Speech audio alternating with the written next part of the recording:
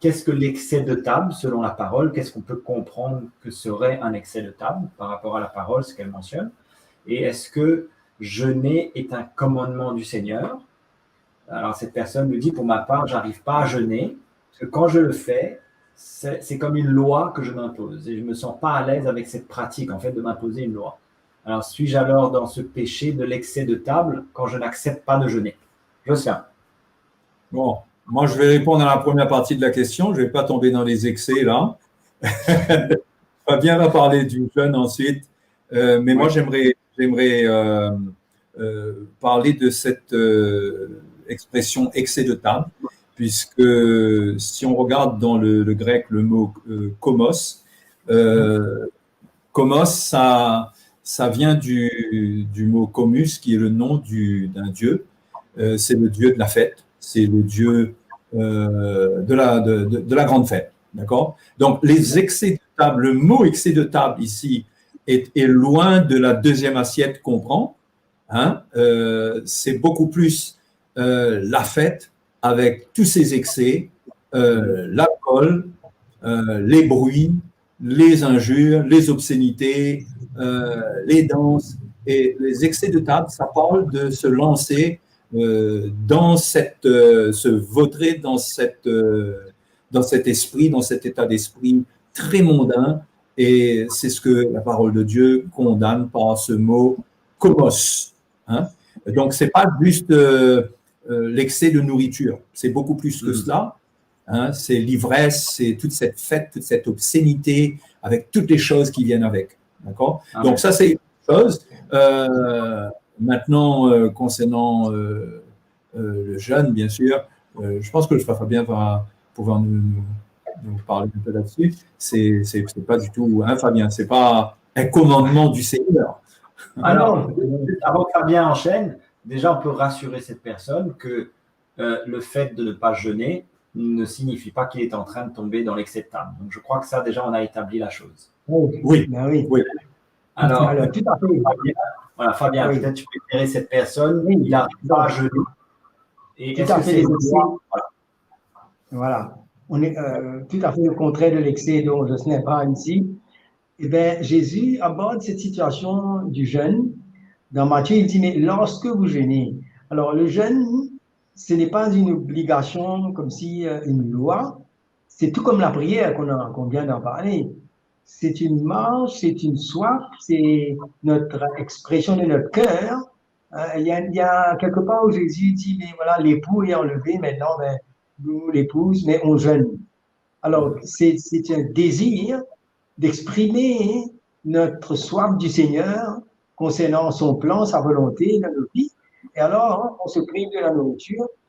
Alors, ce n'est pas pour se rendre plus juste, ce n'est pas pour que Dieu puisse nous aimer plus ou quoi que ce soit. Alors, le Seigneur, son amour n'a rien à voir avec la quantité de prières ou la quantité de jeûnes que nous allons faire. Tout a été accompli sur cette croix. Tout ce qui a été fait pour qu'on soit juste, pour qu'on soit aimé et accepté de Dieu a été fait à la croix. Alors, le jeûne, c'est simplement cette expression où aussi, ça nous indique aussi une certaine attitude de maîtrise de soi, hein, où on veut montrer au Seigneur l'intention de notre cœur. Alors là, il dit, quand on est comme ça, hein, il dit, mais quand tu jeûnes, profile ta tête, parle ton visage, afin de ne pas montrer aux hommes que tu jeûnes, et mais ton Père qui est dans le lieu secret, et il voit, et il te le rendra. Donc, c'est une attitude avec un cœur, parce que le jeûne, ça doit être accompagné d'une bonne attitude de cœur. N'importe qui peut essayer de jeûner, mais si on jeûne et qu'on a de l'amertume, on garde le péché, on ne pardonne pas, alors ce n'est qu'une action, on se prive de la nourriture, mais ça doit venir quelque chose qui vient au fond du cœur. Donc, le jeûne, c'est pas un commandement, mais c'est une attitude de cœur, une expression de notre volonté, de notre amour, de notre zèle, de tout ce que l'Esprit de Dieu met en nous, envers le Seigneur. Si je peux rajouter quelque chose, Philippe et Fabien, que quand on regarde le contexte dans lequel sont écrits ces trois, j'appelle ça des outils de piété, la prière, l'aumône et le jeûne, on voit que Jésus commence par une phrase, il dit « Gardez-vous » au chapitre 6, verset 1, « gardez-vous de pratiquer votre justice devant les hommes pour en être vu. Donc, c'est ce que tu viens de dire, Fabien. On ne jeûne pas pour être vu. Et le Seigneur va mettre l'emphase là-dessus concernant l'aumône, concernant la prière et concernant le jeûne. Mais ici, ce qui est intéressant de noter, c'est qu'il parle de pratiquer votre justice, c'est-à-dire la mesure dans laquelle vous estimez que quelque chose est juste. Voilà trois moyens pour vous de pratiquer votre justice. Et quand Jésus dit votre justice, il s'agit de la manière dont vous concevez librement la justice, ce que vous estimez être juste. Et là, on va prier. La justice, c'est ce qu'on pratique envers les autres, parce que l'injustice, c'est ce que les autres souffrent de notre part. Or, et là, on voit que la justice, c'est un moyen de soulager les souffrances des autres. Donc, prier, jeûner et l'aumône sont des moyens que Dieu nous donne pour soulager notre prochain. Hein? C'est pourquoi dans Ésaïe 58, quand Ésaïe 58 parle du jeûne, ça parle de dénouer les liens de la méchanceté et même de donner notre repas à notre prochain. Donc, on voit là-dedans qu'il y a une attitude, il y a une volonté de faire ce qui est juste. Alors, il y a une privation, en même temps, il y a un cœur pour faire ce que l'on estime être juste. On doit aider notre prochain. Donc, ce sont des outils pour soutenir les autres.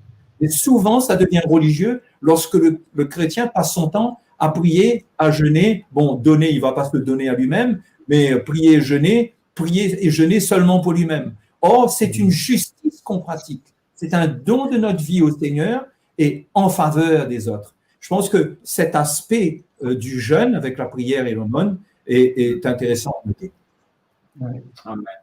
Et c'est tellement encourageant quand l'Église, ça peut être bien sûr individuel pour des moments particuliers de notre vie où vraiment on veut se briser devant le Seigneur. Et c'est tellement extraordinaire quand on voit l'Église ensemble s'unir dans le jeûne, dans la prière, pour certaines choses en particulier, certaines requêtes, et de voir l'unité de l'Église se rassembler pour prier, pour jeûner. C'est tellement fort quand on le fait dans le bon esprit de l'Évangile, de la parole.